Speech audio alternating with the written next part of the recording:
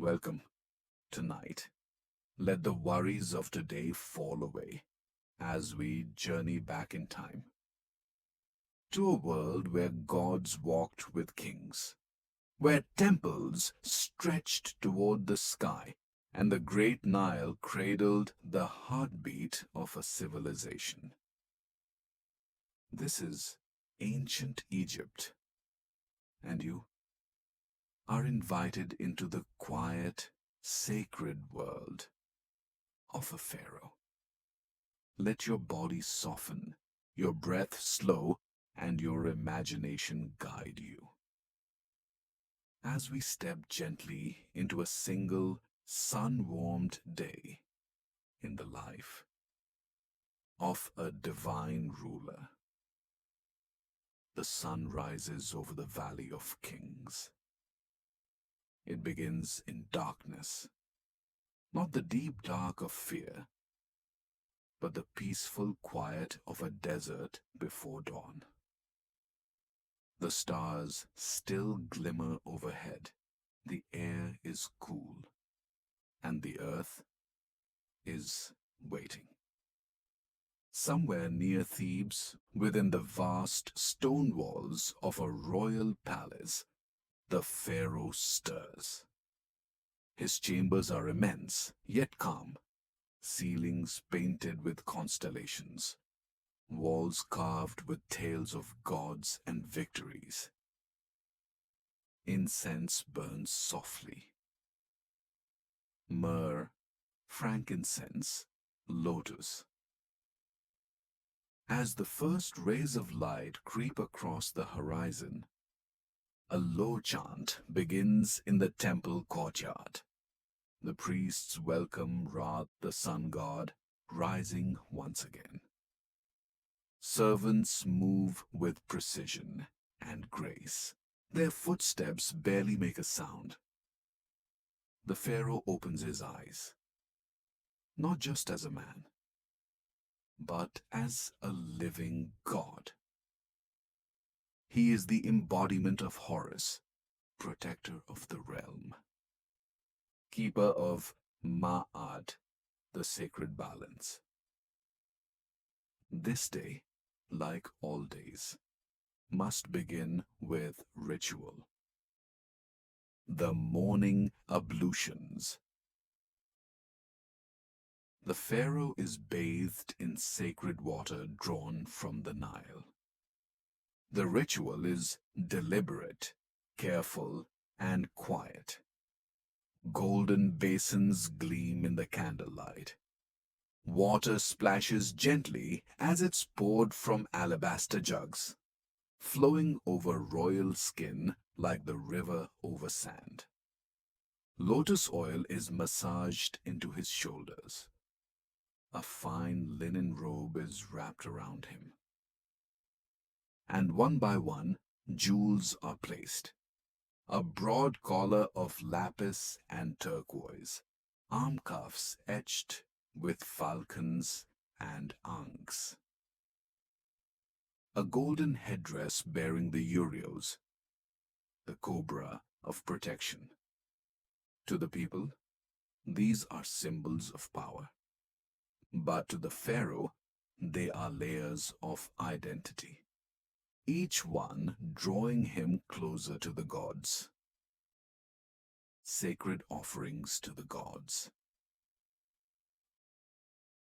Still before breakfast, the pharaoh walks silently toward the house of Amun, the great temple where gods dwell among men. The streets are still quiet. Torches flicker, the city sleeps. But in the temple, there is life. Priests in spotless linen chant in ancient tones.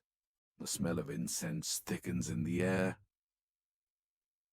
The pharaoh kneels before the altar. He places his offerings, loaves of bread, jars of beer, gold vessels of oil. This moment is not for show. It is a conversation between the divine and the divine. Ra is thanked for his return. Isis is honored. Osiris is remembered. The pharaoh does not rule alone. He rules with the gods, by their will, through their blessing. The morning court.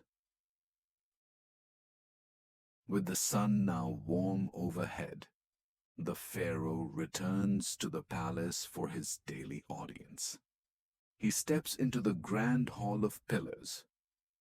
Its walls are carved with triumph.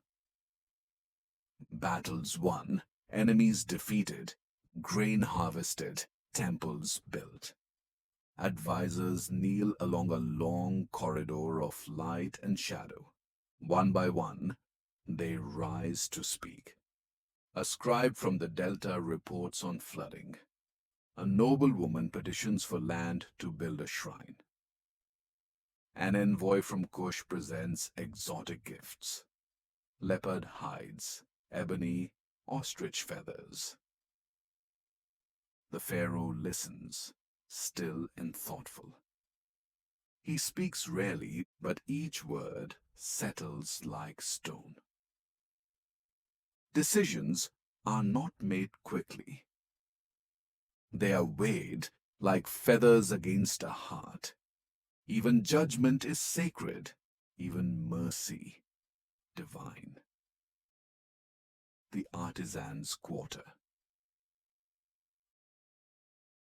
After court, the pharaoh walks among the artisans.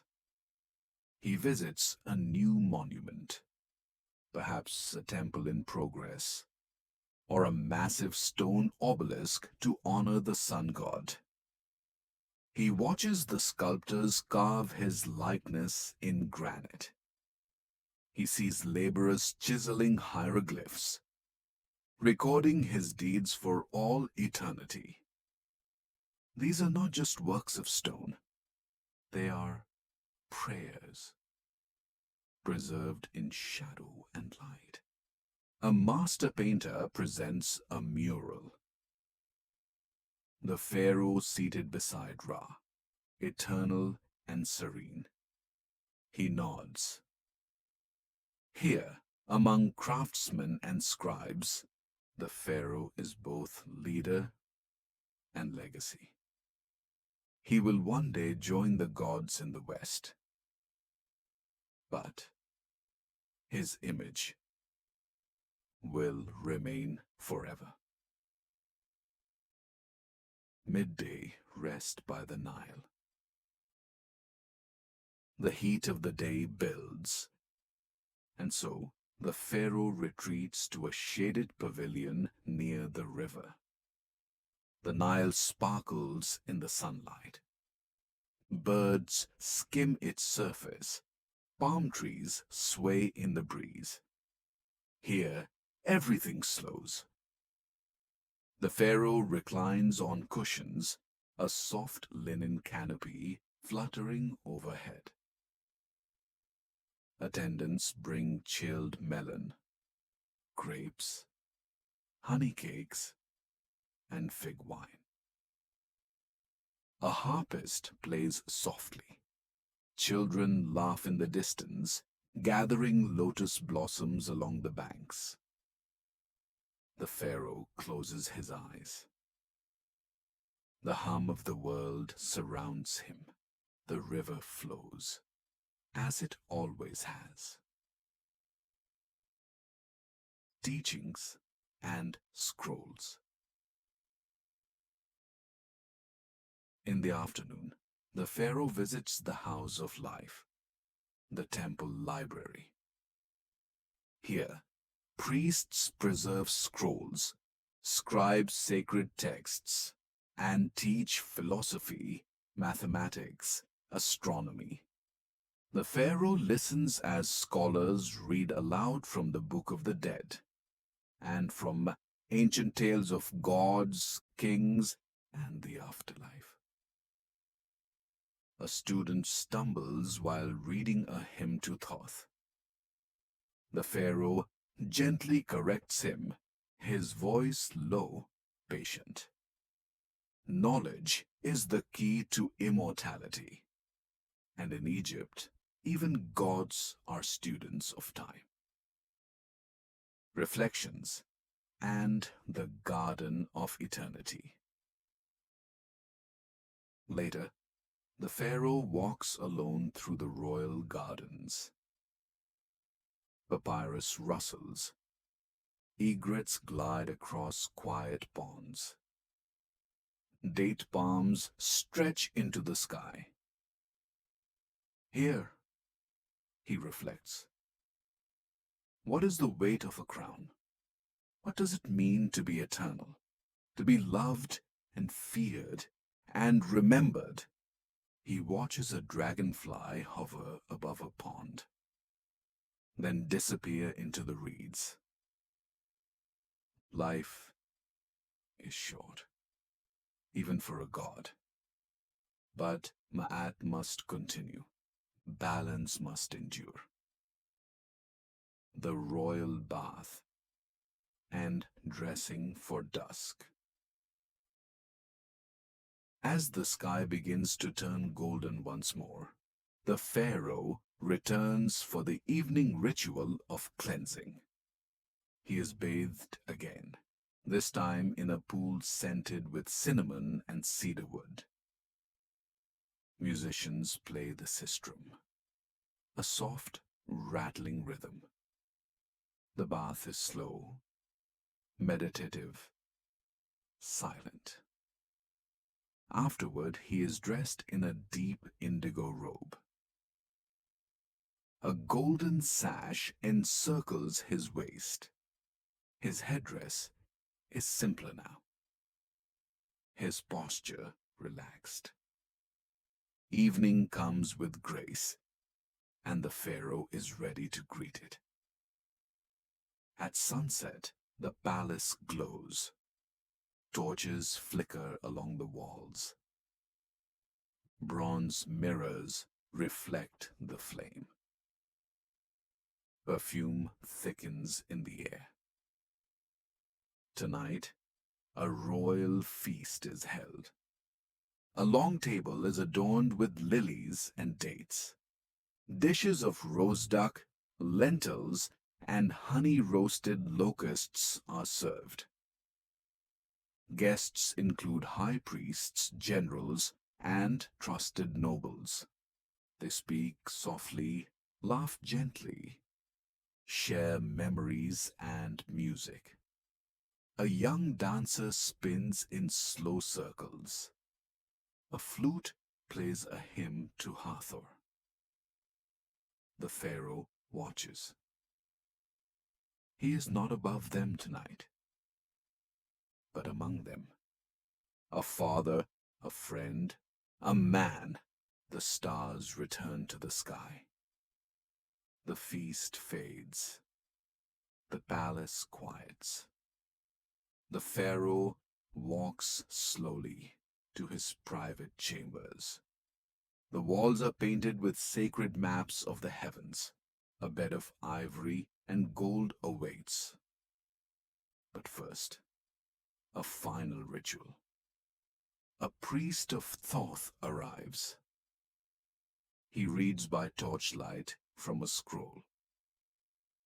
Blessings for protection during sleep, visions of the next world, guidance from the gods. The Pharaoh drinks a potion of blue lotus. His body is rubbed with oils. Frankincense, sweet almond, lotus root. The room grows darker, cooler, still. He lies beneath linen sheets. A carved falcon guards the doorway. And in the silence, his eyes close. The kingdom sleeps. Outside, the Nile glows beneath the stars. Priests continue their chants in temple shadows. Torches flicker along palace walls. All is calm. The Pharaoh sleeps as the land sleeps, dreaming of sunboats and sacred battles, of loved ones lost and lands beyond the desert wind. Time stretches. A single day has become eternity. Thank you for spending this sacred time in ancient Egypt with the Pharaoh and with the stars. May Mat guide you in sleep. May your dreams be soft as linen and your soul light as a feather. Good night. And until next time, this has been Satisfying History.